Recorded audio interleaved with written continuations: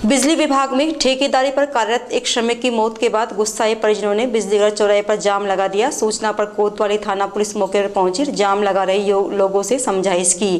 गौरतलब है कि एक दिन पहले कला कॉलेज के बाहर अंधड़ में बिजली के तारों पर पेड़ गिरने से क्षतिग्रस्त लाइन को दुरुस्त करने गए ठेका कर्मचारी कैलाश जाटव बिजली के खंभे सहित नीचे आ गिरा, जिसके सर में गंभीर चोट लगने पर उसे अस्पताल में भर्ती कराया गया, जहाँ कैलाश जाटव ने उपचार के दौरान दम तोड़ दिया। सालपुरी निवासी मृतक कैलाश जाटव पिछले 6 साल से बिजलीघर सर्किट कार्यालय में बतौर लाइनमैन काम कर रहा था। परिजनों का आरोप है कि कैलाश बिना सुरक्षा उपकरण के था, जिससे उसकी जान चली गई। सिर पर हेलमेट व पैरों में बड़े बूट होते तो ऊपर से गिरने के बाद भी जान बच सकती थी। निगम के अफसरों के सामने रोजाना ऐसा होता है, लेकिन जिम्मेदार ठेकाकर्मी के खिलाफ कोई एक्शन नहीं लिया जाता।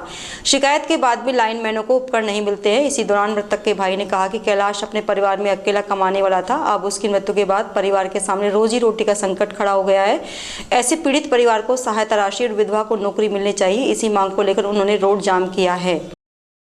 मामला ये है कि ये कैलाश नामक आदमी जो मेरा चाचा ताऊ का भाई है परिवार में, वो खंबे पे काम कर रहा था, ऑन ड्यूटी था, और बिजली का खंबा गिरने की वजह से उसके सिर पर गंभीर चोट के कारण वो उसी टाइम सीरियस कंडीशन में चल गया, मर गया। फिर हमको उसको ये समझो कि कुछ सांसें थी तो हम सरकारी हॉस्पिटल में लेकर आ गए।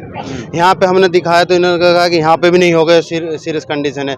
फिर हम कि अर्जेंट कहाँ बच सकता है, तो हमने ये एक्शन कौन सी एक हॉस्पिटल है उसमें हमने जैसे ही भर्ती कराया, सुबह तक तो उन्होंने भी जवाब दे दिया।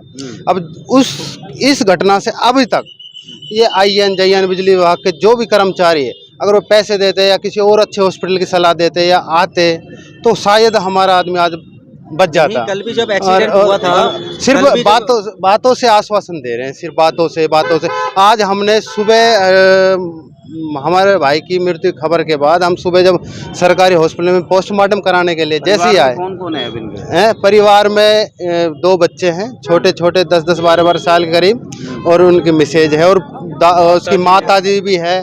जो डिमांड क्या है? डिमांड ये है कि IN आ जाए। वो कह रहे हैं ये SIPF से ले लो, वो तो हम ऑनलाइन करवा लेंगे, मगर आश्वासन दे जाए बिजली विभाग से हम आपको किसी तरह की नौकरी देंगे, बच्चों को किसी तरह का 10-20 लाख का मुआवजा देंगे, जिससे इसकी आर्थिक स्थिति आगे जाकर रोड पर न आ जाए, बच्चे पढ़ाई लिखाई में हेल्प करेंगे।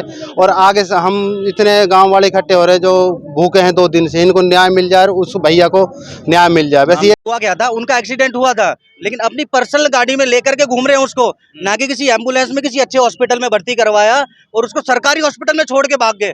आज उसकी डेथ हो गई तो आज तक उन्होंने कोई खैर खबर नहीं ली है। क्या कोई अपने एम्प्लॉय को ऐसे छोड़ के भागता है कहीं पर? एक रास्ते चलते हुआ आदमी भी किसी को एडमिट करवा दे तो वो भी आराम से अच्छी हॉस्पिटल में लेके जाएगा, सरकारी हॉस्पिटल में छोड़ के भाग गए और अभी तक कोई खैर खबर नहीं डिपार्टमेंट की तरफ से। जब काम कर रहा था तो इसको सुविधाएं तमाम, कोई उपकरण नहीं था, कोई सिक्योरिटी पॉइंट नहीं था। उसने बोला भी था पहले, उनको 2 उसके साथ में थे, उनको भी बोला था कि ये पोल डैमेज हुआ पड़ा है, इसमें मैं नहीं चढ़ूंगा, लेकिन उसको जबरदस्ती उस पोल के ऊपर चढ़ाया गया था। क्यों चढ़ाया गया था? विदाउट सिक्योरिटी उसका इक्विपमेंट से उनको